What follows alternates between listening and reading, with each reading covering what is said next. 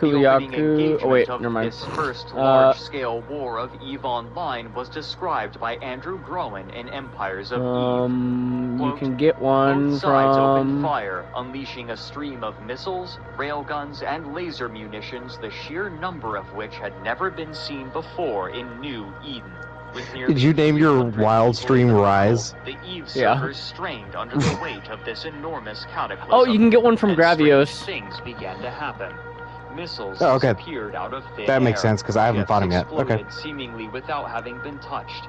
Pilots were kicked offline without I need to get one real quick just for. Reappeared in a different part of the solar system and in a different ship. End quote.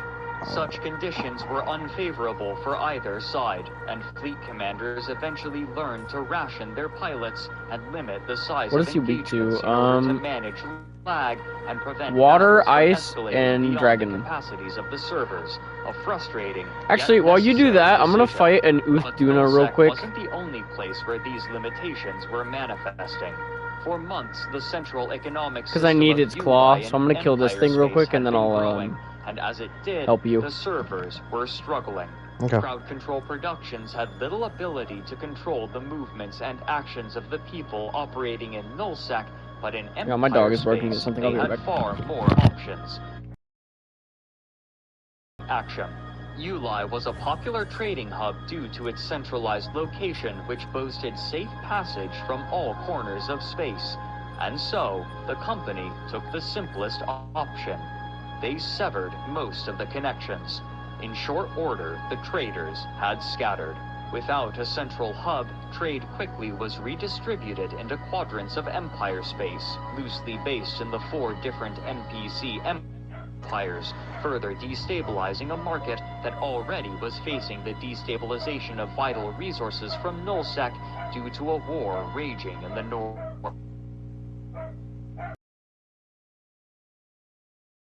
Empire Space was severed in 2 by low-security choke points through which traders had to travel, choke points that could easily be exploited by pirates, further segmenting the economy. But soon, a new strain would be placed on the servers.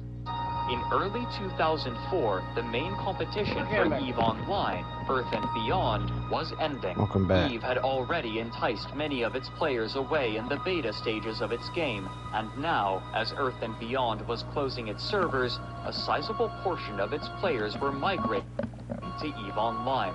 While CCP's digital distribution method was a gamble at the time, and it could easily guess I take have to over just 24 find hours to download the game with a contemporary Gravios? internet speeds, it meant that Yeah, you have those to find it and then moving make from it a Earth quest. and Beyond to EVE Online could easily download the client for the game and join relatively quickly, attracting a massive influx of players. The oil base, yeah, oil Recognizing base. how many new people were joining, and also recognizing how impenetrable their game was, CCP set to work making their game as inviting as possible for this flood of players. Working with IGN and GameSpy, they cheekily offered what they called an upgrade for Earth and Beyond players to EVE Online, including a personal guided tour of the game. In a public release, they stated, quote, "The upgrade program will include a no-obligation free trial of EVE Online and a walkthrough of the game by a member of the EVE Volunteer Group. The EVE Volunteer will explain to the user the differences between the 2 games and ease the transition into EVE from Earth and Beyond." End quote. These new players were entering the game during a time of extreme instability in the in-game economy, and only a few months after these new players joined and were attempting to establish themselves, Nullsec was fractured. The offer that CCP had made to Earth and Beyond players proved to be a resounding success, and many groups in the dying game moved wholesale from one game to the other, providing them with an immediate source of manpower. However, those more aimless players coalesced into a new corporation which they named Celestial Horizon.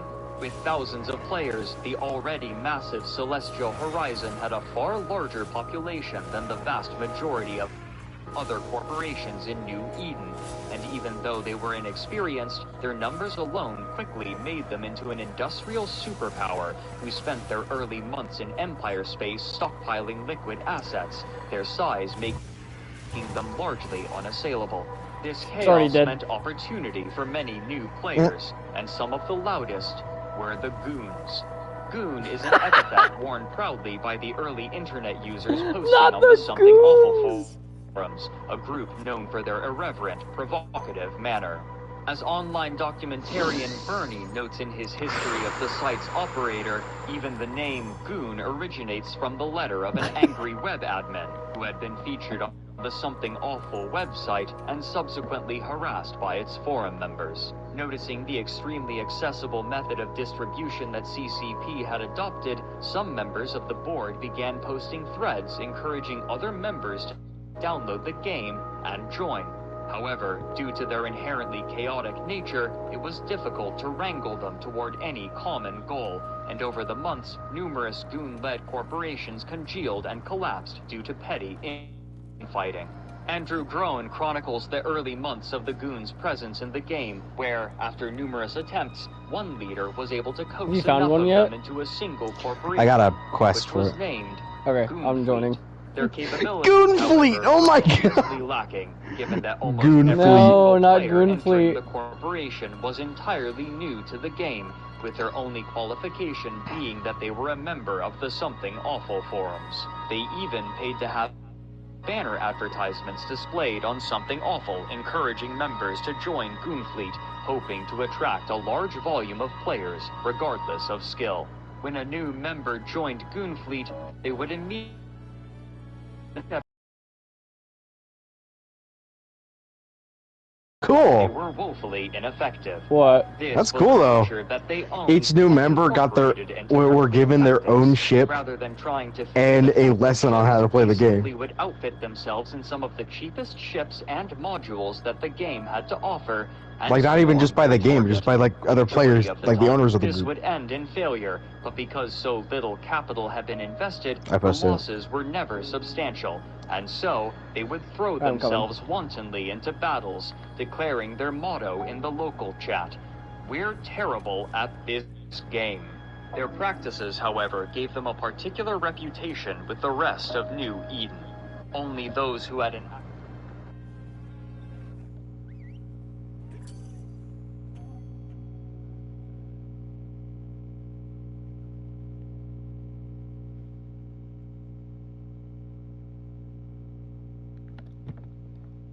Okay.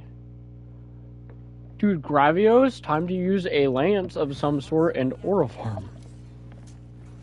I can't wait. Let's go, Adam. Don't listen to the scout flies. They're going to tell you to go down 3 like that, months but I'm going to old use the elevator. The Something Awful forums were allowed into the corporation, but those who applied weren't always simply rejected. Responding to a thread from someone looking to join a corporation, Oh, one bastards. player said in the EVE Online You forums cheeky that, bastard. quote, "Goonfleet don't recruit in-game. Any advice you get to the contrary will be from a goon trying to swindle you out of your assets. They'll charge an application fee or some such. Then, when you are successful, they will offer to courier your ships down to Nullsec. After you hand over your property, you will not hear from them again." End quote. Another player responds, quote, "If by some strange and bizarre miracle you do get into goons, you will be forever shunned by the rest of the EVE community. Once Holy you shit, it's so fat, it just join knocked over my goons, secrete. That's it. You can never leave to join another corp or alliance. That's cool. You simply cannot Just be slapped it in the trusted face any together. other corp or alliance. Nice. You might as well just delete Well, your character and Basarios, dude, start the over fuck? if you want to leave goons. Yeah, he's just a End thicker quote. Brasarius. While this was and his somewhat roar is quite hyperbolic, literally a it bear in captured real life. The general sentiment of New Eden. There were the goons, and then there was everybody else. While their money wasn't boycotted, few wanted much to do with them besides trade. As Nullsec grew more competitive, it became clear that the goons would need allies, and so they created a larger alliance under which all goons and those corporations within the game who wanted to join them could participate. Ah! Goon Swarm. The work, The History of the Great Empire of Eve, an outsider's perspective, speaks to the reputation of the goons. Quote, "To best understand Goon Swarm, you must first understand goons.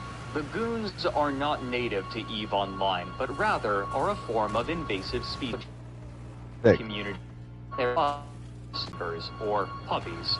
EVE Online is not the first game to be visited by the goons, nor will it be the last. The goons move like locusts between online games, establishing themselves quickly and attempting to conquer the game in order to inflict the most misery for all those not part of the swarm. Almost every major competitive online game has a clutch of goons deconstructing the game and their enemies. End quote. These alliances that established themselves were taking advantage of the final period of time in which a new alliance could feasibly capture and hold territory for years to come, and the radical shifts in the fundamentals of the game would establish what would become the first might for control over weapons that could decide an entire battle with the press of a single. Get ready for the thrill of Monster Hunter Now! Nice. Experience Monster Hunter Now! as you encounter colossal monsters in real-time hunting. Engage in heart-pounding hunting, using your skills to outmaneuver and defeat each monster. The fast-paced action keeps you on your toes, and every hunt is a new Button.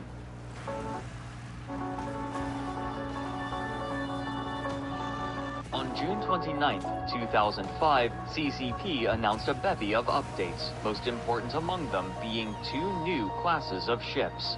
Dreadnoughts were a specialized class that wielded weaponry designed to attack the stations that had become vital for warfare. Controlling a station allowed the fighters of a defending or invading force to shelter in a safe hub from which they could launch their fleets, and dreadnoughts wielded the firepower to assault such bulky emplacements. Much larger than battleships for mode, which would render them entirely immobile.